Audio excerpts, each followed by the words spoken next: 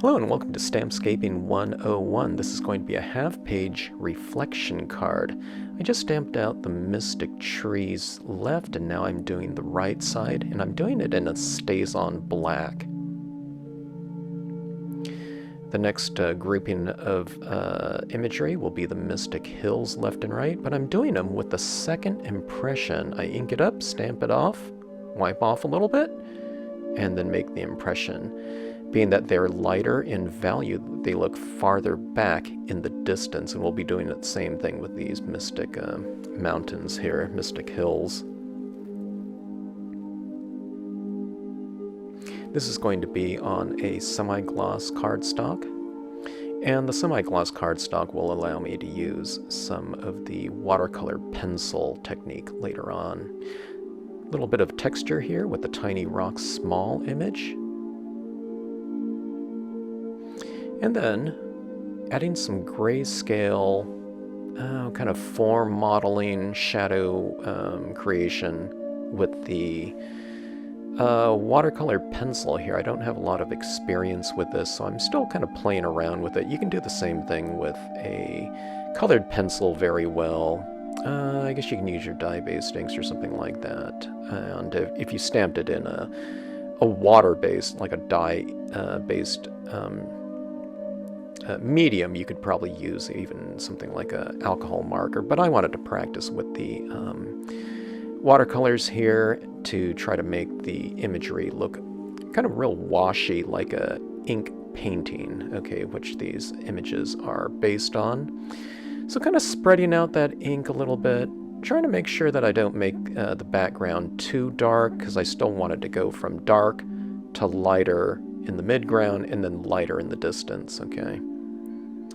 All right, now this lower portion is the silver cardstock. It's a very mirrored cardstock, and it's a half page. And what I'm doing here with the Brilliance white ink, which is really important because Brilliance will dry on this type of surface. You'll still need to spray seal it, but it will dry.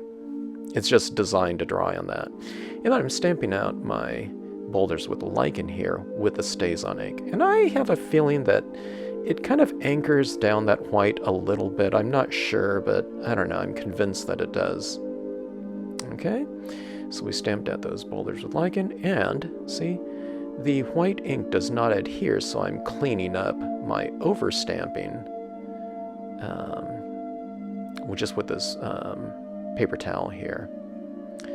And just to see what it'll look like in context. You can see it right there. Now, I thought those rocks seemed a little bit too light, so I'm modeling it a little bit with some Brilliance black right over the top of the white or the white Brilliance and the black stays-on impression. Going for some foreground impressions down there with the bamboo branch. Couldn't wait to use this one with this scene. And you can see how that foreground's looking. A little focal point there with the fishing boat. You can see how it's reflecting down there. Going for that little crane down in the lower corner. And then my 1-inch hole punch, kind of a rising sun, or sunrise, I should say. I guess it's the same type of thing. I don't know, I guess it could be a sunset too. But going for a split fountain kind of look with this, I apply the yellow, and then I apply a little bit of orange, and then I'm applying red. I try not to fill in the whole thing with red, because I want it to be varied with a little bit of variation, going from light on the bottom to darker on the top. Okay, now I felt that the top portion of this scene and other areas could use a little bit of filling in with some gray ink, just so it's not so stark white up top. Okay, formatting our scene here, just taping it down into a folded whole piece of cardstock. And then one thing I needed to do was I needed to anchor down that boat a little bit with some watercolor pencil, and then I'm just kind of adding a little bit of shading to that boat. Okay, one of the final techniques here is adding in some additional white pigment ink to make it look real airy and misty and cloudy. It already kind of looked that way just from the nature of stamping the imagery that way and using the watercolor inks.